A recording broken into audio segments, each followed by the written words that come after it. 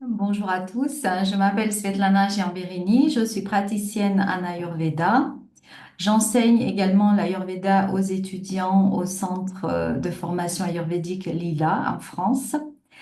Et tout récemment, j'ai donné une conférence auprès des femmes chefs d'entreprise du Vaucluse qui s'intitule Se connaître pour rester en bonne santé grâce à l'Ayurveda.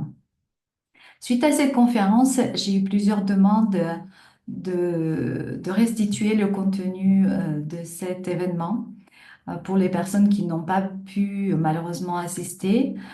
Et j'ai décidé tout simplement d'enregistrer la conférence sur ma chaîne YouTube pour vous permettre à tous, hein, aux femmes et aux hommes actifs qui travaillent mais qui prennent soin de leur santé, de la regarder. Et si vous avez des questions, ce sera avec plaisir.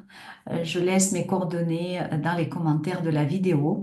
Donc, si vous trouvez que cette vidéo vous est utile, mettez des likes, abonnez-vous à la chaîne et laissez vos commentaires s'il y a des sujets qui vous intéressent pour les prochaines vidéos pour qu'on puisse les éclairer tous ensemble.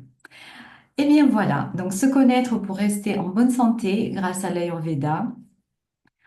Aujourd'hui, dans une société où il n'est pas facile toujours de gérer son quotidien, puisque nous vivons à l'ère des logiciels et des machines, mais les humains de plus en plus tentent de faire un retour vers notre mère nature, puisque elle seule, elle a la capacité de nous guérir.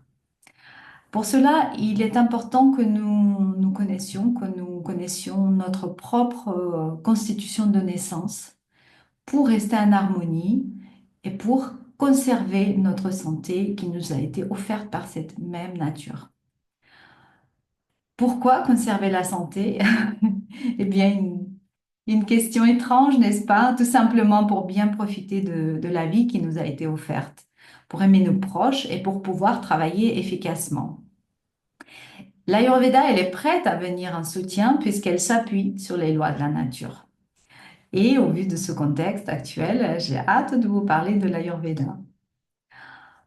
Donc, je me suis adressée aux femmes, mais comme j'ai déjà dit, c'est valable pour tout le monde. La société aujourd'hui nous demande beaucoup d'efforts. Travail, famille, les responsabilités diverses et tout cela en restant au top de sa forme. Donc nous sommes aussi en mode accéléré en suivant notre société. Nous sommes pressés, inquiets, et parfois on mange sur le pouce en ne pensant pas trop ce qu'on mange, comment on mange, à quelle vitesse, hein. Notre corps, il est intelligent. Il essaye de nous maintenir en bonne santé, mais au bout d'un moment, il se fatigue aussi et il le fait savoir par des symptômes de déséquilibre que nous commençons à avoir à des moments différents de notre vie. Et donc ici, on se pose trois questions. Comment conserver une excellente santé, une mine radieuse et le sourire? Comment entendre les signaux de déséquilibre et les corriger et ne pas les faire taire parce qu'on a mal à la tête ou au ventre? Mais comment aussi pouvoir aider nos proches qui sont à côté de nous, nos mamans, nos parents, nos enfants, nos maris, nos femmes, etc., tous ceux qu'on aime. Eh bien, l'Ayurveda, en fait, c'est une science ancienne. C'est un système de santé traditionnel en Inde et l'Ayurveda est reconnu, bien sûr, par l'OMS comme la mère de toutes les médecines. Juste pour vous dire ce que cela veut dire du sanskrit, Ayur, c'est la vie et Veda, c'est la connaissance. Eh bien, on peut parler d'une science de la longévité. Comment faire pour rester le plus longtemps, pardon, en bonne santé? L'Ayurveda, bien qu'elle soit une science millénaire, elle continue aujourd'hui à prouver son efficacité et elle vise la personne de manière complète, holistique. Elle vise son équilibre physique d'abord, émotionnel, mais aussi mental. Tout va ensemble. On ne va pas dire, on ne va pas séparer un organe ou une partie du corps. On va vraiment traiter la personne dans son ensemble puisque tout est lié, tout est global. Et l'Ayurveda, c'est d'abord de la prévention, en fait, car nous devons tout faire pour ne pas arriver à des déséquilibres chroniques. Et c'est ce que, en fait, l'Ayurveda met en place pour justement éviter ces problèmes chroniques. La devise générale, on va dire qu'il faut bien sûr rester raisonnable dans ses plaisirs, puisque lorsqu'on aime trop quelque chose, lorsqu'on s'adonne trop à une partie de notre vie, eh bien, on a tendance à se déséquilibrer les piliers de la vie selon l'Ayurveda. Et il y en a quatre en fait. On dit qu'il y a le dharma, c'est notre mission dans la vie. Nous sommes mères, nous sommes épouses, nous sommes citoyennes, euh, membres d'une association, etc., etc. Donc, il y a notre mission dans la vie, à ce qu'on croit, à ce qu'on croit bien, à ce qu'on ne croit pas bien. Donc, c'est nos idéaux aussi. Donc, ensuite, le deuxième pilier s'appelle Artha. Artha, c'est notre travail dans le respect de notre mission de vie. Kama, ce sont nos plaisirs, puisque c'est aussi important, tout en respectant notre mission dans la vie. Et le quatrième pilier est Moksha. Moksha veut dire autre chose que le Dharma, Artha, Kama. En fait, c'est la partie spirituelle de la vie, ce qu'on appelle la libération. Voilà, mais c'est quelque chose auquel nous devons accorder un peu de temps aussi en silence, en méditant, en pensant des choses qui nous font du bien, qui nous font plaisir. Chacun le fait à sa manière. Voilà, mais ce sont les quatre piliers selon l'Ayurveda. Donc, être raisonnable dans ses plaisirs et construire harmonieusement la vie en se basant sur ces quatre piliers. Bah oui, puisque nous sommes heureux lorsque nous sommes équilibrés, n'est-ce pas? Et l'Ayurveda va dire que nous sommes tous différents. On n'a pas besoin des mêmes choses pour garder notre équilibre. Je vais vous donner un exemple simple. Manger des tomates.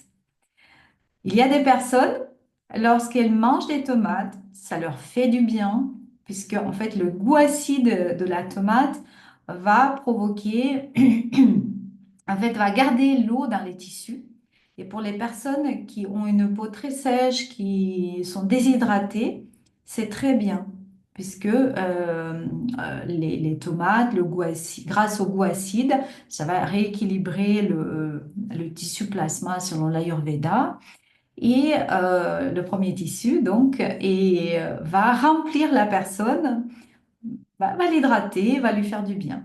Alors qu'une autre personne, lorsqu'elle va manger des tomates pendant l'été, elle va devenir plus agressive. Elle va avoir comme des brûlures d'estomac ou des remontées d'acide. Et donc, pour son métabolisme de cette personne, ça va pas être bien, puisque, en fait, déjà, dans son corps, il y a beaucoup de goût acide, et lorsqu'on en rajoute, eh ben, il y a un trop-plein, et le goût acide, eh bien, va provoquer des brûlures sur la peau ou dans le tractus. Donc, vous voyez, le même aliment, va faire des effets tout à fait différents selon comment nous sommes.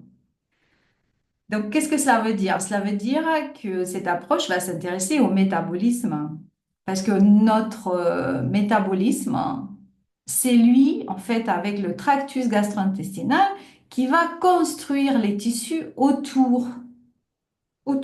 Donc, nous sommes en quelque sorte un tube qui va construire des tissus, et en fait, c'est le métabolisme qui va définir la qualité de la digestion et la qualité de nos tissus que nous recevons.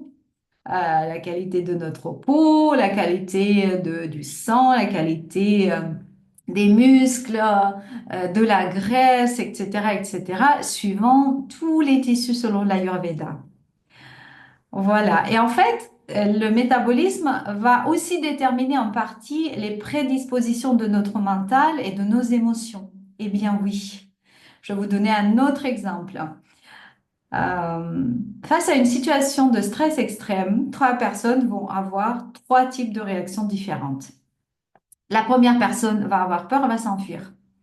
La deuxième personne va en fait devenir elle-même agressive et va agresser son agresseur. Donc il y aura une lutte en quelque sorte, mais en tout cas, elle ne va pas s'enfuir. Et la troisième personne, eh bien, va rester plutôt indifférente. Elle va repartir tranquillement. Voilà. Et en fait, c'est tout simplement notre type de métabolisme va nous donner des réactions différentes. Il y a aussi la différence, ça explique aussi la différence des appétits entre les personnes, la différence dans le poids. Il y a des personnes qui mangent beaucoup, qui ne prennent pas de poids, mais il y a d'autres personnes qui, il suffit qu'ils mangent un petit peu de trop ou même normalement et continuent à prendre le poids. Eh bien, c'est le métabolisme qui va commander tout cela. Et voici quelques notions pour l'expliquer. Alors, un concept des grands éléments en Ayurveda. On dit ce qu'il y a dans le ce qu'il y a dans le macrocosme, pardon, il y a dans le microcosme, dans l'homme. Donc, ce qu'il y a en bas, il y a en haut. C'est la même chose. Et il est important qu'on se souvienne de ces éléments que vous voyez sur votre écran. Puisque comme il s'agit de la conférence, je vous ai mis le support de la conférence, bien sûr. Comme ça, vous avez ma voix et vous avez le support. Et vous n'avez qu'à écouter. Donc, il y a l'espace, hein. L'espace n'a pas de matière. Il va définir simplement la distance d'un élément à l'autre. Et dans cet espace, nous allons avoir quatre autres éléments, comme l'air, qui est mobile, qui est léger, qui est sec, qui se déplace. Il y a le feu, qui va être chaud, pénétrant, qui va en fait transformer quelque chose, la matière. L'eau, qui va être présente également, et la terre. C'est ce qui va construire les tissus en fait de la personne. C'est ce que nous voyons partout sur la terre, entre les arbres, l'eau, les montagnes, le ciel, le soleil, etc. Donc on voit bien que c'est de la même chose. Et donc en fait, ces grands éléments, en Ayurveda, les cinq éléments forment les trois doshas. Alors pour l'instant, pour vous, c'est abstrait, je le sais. Ces doshas, en fait, Vata, Pitta et Kapha, ce sont leurs noms. Ils veulent dire en sanskrit quelque chose qui peut se détraquer. Donc Vata, en fait, c'est la partie haute que vous voyez sur votre écran et composée d'air et de l'espace, de l'éther. Pitta, c'est le feu et l'eau, et Kapha, c'est l'eau et la terre. Et donc, tout ensemble, en fait, ils forment l'organisme. N'importe quel organisme, y compris le corps humain. Donc, il s'agit des forces, en fait, dans le corps, les forces biologiques, qui, lorsqu'elles augmentent, elles vont augmenter leur qualité. Je vais vous expliquer. Nous les avons, les trois doshas, nous les avons dans notre corps, mais dans des proportions différentes. Et c'est ça, en fait, qu'il faut qu'on sache. Est-ce qu'on a plus de vata? Est-ce qu'on a plus de pitta ou de kapha naturellement? Ou on a plus de vata et de pitta et moins de kapha? Ou une autre composition? Pourquoi? Pour savoir comment nous sommes faits par la nature et comment faire pour nous équilibrer. Et donc, en fait, lorsqu'on a vata qui augmente, prenons cet exemple, hein, bah, vata, c'est de l'air, donc il y a plus d'air. Vata va augmenter les gaz dans le corps, par exemple, le ballonnement. Elle peut augmenter aussi l'anxiété au niveau mental. Lorsque c'est Pitta qui augmente, eh ben, elle va augmenter la bile et la chaleur dans le corps ou des renvois d'acide lorsqu'il y a vraiment trop de Pitta. Et Kapha va gérer le poids du corps, la rétention d'eau et donc les personnes qui, en mangeant normalement ou peu, vont quand même prendre du poids lorsqu'il y a trop de kapha dans le corps. Et donc, il faudra veiller à les garder équilibrés. Vata va gérer les mouvements, puisque c'est de l'air. Pitta va gérer la transformation des nutriments dans le corps, puisque en fait, elle va transformer l'eau, l'air, les aliments qu'on ingère pour les faire assimiler par notre corps et pour en tirer les nutriments nécessaires à notre organisme. Et Kapha va s'occuper des tissus, de leur cohésion, de leur lubrification. Elle aussi stabilise le mental. Voilà en gros. Les constitutions de naissance, on y arrive. Il y a plusieurs constitutions. Il y en a qui disent 7, il y en a qui en comptent jusqu'à 10, selon les proportions des deux chats, Vata, Pitta et Kapha. Mais ce qu'il faut savoir, c'est que tout le long de notre vie, les éléments ont tendance à se déséquilibrer sous l'effet des changements climatiques. Lorsque les saisons changent, par exemple, le printemps va provoquer l'augmentation naturelle de certaines doshas, l'automne des doshas différents, etc., par rapport aux qualités du climat. Ou bien lorsque nous traversons des périodes dans la vie qui ne sont pas faciles ou qui sont très différentes. Donc ça peut aussi influer sur nos doshas sous un stress ou autre. Et donc en fait, nous devons toujours veiller à garder notre équilibre de chic. Et lorsque vous venez en consultation chez un praticien ayurvédique, il va vous poser des questions, il va observer les ongles, il va regarder votre visage, votre langue, il prendra le pouls. Tout cela pour en fait définir votre constitution de naissance. J'ai noté les bases d'évaluation pour vous donner une idée, puisque c'est une sorte de scan qu'on va faire, c'est-à-dire quelle est votre structure corporelle, quel est votre poids, quelle est votre peau, est-ce qu'elle est sèche, est-ce qu'elle est fine, est-ce qu'elle est bien hydratée, est-ce qu'elle est rouge, est-ce qu'elle est sombre, est-ce qu'elle est avec des boutons, etc. Comment est la langue, comment sont les ongles, les traits du visage, où sont les rides, parce que en fait, on dit que l'Ayurveda dit que chaque ride va signifier quelque chose. Comment est votre appétit du moment, comment est votre appétit d'habitude, quelles sont vos préférences climatiques, puisque par rapport aux deux chats, on n'aime pas tous les mêmes climats. Quelle est l'énergie sexuelle, les menstruations pour les femmes, le sommeil, les rêves, les qualités vocales, ça va vraiment en profondeur pour, comme je disais, scanner à la fois en fait votre physique, votre mental, pour voir quel est votre style de vie, quelles sont vos habitudes alimentaires, à quelle heure vous mangez, à quelle heure vous vous levez, quelles sont vos préférences émotionnelles, pour définir à la fois votre constitution de naissance, mais aussi voir les mouvements des doshas, où vont les doshas en ce moment, pour les rééquilibrer justement. Voilà, et donc ces nombreux critères vont, comme je disais, pouvoir définir les déséquilibres. Mais attention, l'Ayurveda en France va accompagner la médecine conventionnelle, c'est-à-dire lorsqu'une personne a une maladie euh, qui a été diagnostiquée par la médecine conventionnelle, la personne, le diagnostic est posé et elle vient voir un praticien ayurvédique avec ce diagnostic. Ensuite, l'Ayurveda va accompagner en fait la personne, mais au niveau des doshas. C'est-à-dire que nous, on va regarder où vont les doshas, quel dosha augmenter, et on va remettre les doshas en mouvement et on va en faire tout faire pour les faire sortir du corps petit à petit et les remettre tels qu'ils étaient à la naissance pour que la personne se sente mieux et pour qu'elle se sente plus équilibrée par rapport à sa vraie nature. Voilà.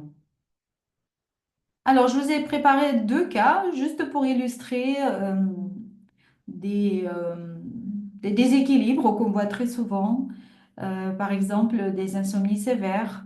C'était une jeune femme qui était venue, en fait, qui se plaignait d'insomnie de longue date. Elle avait aussi d'autres symptômes à signaler, tels que une chaleur dans le corps qu'elle ressentait, son esprit était agité, elle avait aussi des remontées d'acide. Et donc, après analyse de son cas, on a vu qu'elle ne se permettait pas de relâchement de mental, elle ne faisait pas de pause dans le travail. Son alimentation n'était pas toujours adaptée à sa constitution. Et donc, après analyse de constitution et de ses déséquilibres, Une alimentation propice à son profil avait été recommandée avec une liste d'aliments, avec les proportions, avec les préférences sur les épices, avec le nombre de repas privilégiés par rapport à sa constitution de naissance. Ensuite, un mode de vie et des routines sont importantes aussi pour équilibrer, pour aider l'équilibre, pardon, à revenir. Parfois, le yoga et la méditation, certaines postures sont recommandées en fonction des déséquilibres et aussi des compléments de plantes ayurvédiques pour rétablir la digestion et aussi régénérer le tissu nerveux puisque l'insomnie est due à l'amaigrissement du tissu nerveux, disons à l'épuisement du tissu nerveux. Donc, les résultats après 3 mois, elle avait un bien meilleur sommeil, l'état était plus apaisé et elle sentait moins irritée dans le mental. Voilà, donc ensuite, lorsqu'on se connaît, on sait comment on doit agir pour éviter tel ou tel déséquilibre. Ou un autre cas que je vous ai mis en vue sont les problèmes digestifs divers. Ici, j'ai illustré, c'était une ancienne collègue que une ancienne collègue en fait qui s'est plaint d'une digestion défaillante, à ne plus pouvoir rien digérer. Donc, si elle mangeait quelque chose de lourd ou si elle allait au restaurant avec les amis, elle digérait pendant une journée ensuite. Et donc, après sa consultation, moi, j'ai vu qu'elle mangeait souvent sec et froid, en fait, sur le pouce, des sandwichs, des boissons glacées au restaurant, avec beaucoup de sucré et puis des glaces souvent. Et il y a eu une accumulation importante, en fait, des toxines dans le tractus et qui ralentissait sa digestion, ralentissait fortement la digestion. Et donc là, l'alimentation devait être bien sûr adaptée d'abord à son déséquilibre et ensuite repasser à sa constitution de naissance pour ensuite maintenir l'équilibre naturel. Une routine quotidienne aussi était donnée et des compléments de plantes ayurvédiques pour nettoyer le tractus et puis redémarrer la digestion, aider à redémarrer la digestion. Et donc, les résultats après 3 mois, la personne était toute contente parce qu'elle faisait de nouveau des restaurants avec ses amis, mais elle respectait son alimentation qui était propice à elle. Voilà. Alors, je vous ai donné une petite astuce à la fin pour équilibrer chaque dosha grâce aux 6 saveurs.